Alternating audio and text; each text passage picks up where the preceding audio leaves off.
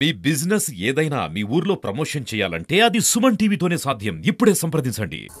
Railway Kodur Chitveli మండలం party కార్యాలయంలో Telugu Desam party ఆవిర్భావ దినోత్సవం సందర్భంగా చిట్వేలి మండలంలో పార్టీ ఆఫీసులో కేక్ కట్ చేసుకోవడం జరిగింది. కావున కార్యకర్తల ముఖ్య ఉద్దేశం ఏమంటే రైల్వే కోడూరు ఆశా జ్యోతి, రైల్వే కోడూరు ఆపద్ బాంధవుడు, మాజీ ఇన్ఛార్జ్ కస్తూరి విశ్వనాథ్ గారి ఆధ్వర్యంలో, అలాగే రూపానంద రెడ్డి గారి ఆధ్వర్యంలో, కేకే చౌదరి ఆధ్వర్యంలో తెలుగుదేశం పార్టీ, జనసేన, బీజేపీ ఉమ్మడి అభ్యర్థిని గెలిపించుకొని చంద్రబాబు నాయుడు గారికి కానుక ఇవ్వాలని చిట్వేలి కార్యకర్తల ఉద్దేశం. కాబట్టి ప్రతి ఒక్కరూ గెలిపించుకొని కానుక ఇవ్వాలని మనస్ఫూర్తిగా కోరుకుంటున్నాము. సమాజమే దేవాలయము, ప్రజలే దేవుళ్ళు అనే నినాదంతో మన నటరత్న తారక రామారావు గారు స్థాపించినటువంటి తెలుగుదేశం పార్టీ ఆవిర్భావ దినోత్సవం సందర్భంగా ఈరోజు అందరము తెలుగుదేశం పార్టీ అభిమానులు, కార్యకర్తలు, నాయకులు అందరూ ఇక్కడికి కలుసుకోవడం జరిగినది. ఈ 42 సంవత్సరాలు కంప్లీట్ చేసుకొని 43వ సంవత్సరాలు అడుగుతున్న సందర్భంలో ఈ ఆవిర్భావ సందర్భంగా ఈ కేక్ కట్ చేసుకొని ఈ సంబరం జరుపుకోవడము చాలా సంతోషకరమైనటువంటి విషయము. తెలుగుదేశం పార్టీ ముఖ్య ఉద్దేశము సమాజం బాగుండాలి, రాష్ట్రం బాగుండాలి, ప్రజలు బాగుండాలి, అందరూ అభివృద్ధి చెందుతూ మహిళలకు ఇవ్వాల్సినటువంటి ప్రాధాన్యత ఇస్తూ అంతకు ముందున్నటువంటి ప్రభుత్వము 1982 కంటే ముందున్నటువంటి పరిపాలనకు 82 తర్వాత వచ్చినటువంటి పరిపాలనకు బేరీజు వేసుకుంటే చాలా తేడా ఉంది.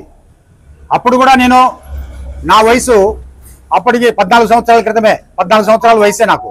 అప్పట్లో నేను గమనించేవాడిని అంత ముందు ప్రభుత్వానికి ఇప్పుడు ఎన్టీ రామారావు వచ్చినటువంటి ప్రభుత్వానికి తేడా ఏంది అనేసి చూస్తే చాలా చాలా తేడా వచ్చింది. ఆయన వల్లనే మన తెలుగు ప్రజలకు పేరు వచ్చింది. మన ఢిల్లీ కానీ, కలకత్తా కానీ, బొంబాయి కానీ ఆ ప్రాంతానికి పోతే, నార్త్ ఇండియాకి పోతే ఆంధ్రప్రదేశ్ వాళ్ళు తెలుగు ప్రజలు మద్రాస్ వాళ్ళు అనేవాళ్ళు.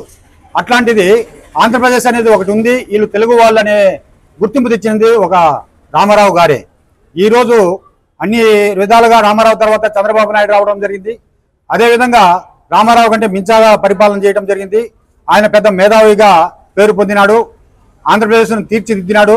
విడిపోయినా కానీ 2 రాష్ట్రాలుగా విడిపోయిన తర్వాత కూడా మన రాష్ట్రాన్ని అభివృద్ధి పదంలో నడుపుతూ 5 ఏళ్ళు బ్రహ్మాండంగా దిగ్విజయంగా పరిపాలన కావించినాడు.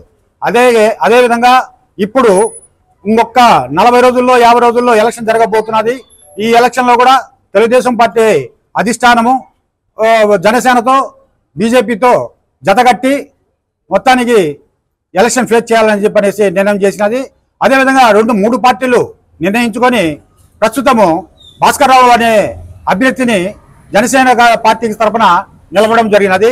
ఆ అభ్యర్థికి మన అధిష్టానం ఆదేశం ప్రకారం, మన నాయకుడు చంద్రబాబు నాయుడు ఆదేశం ప్రకారము మనం పార్టీని దృష్టిలో పెట్టుకోకుండా మనం మనసు పూర్తిగా మన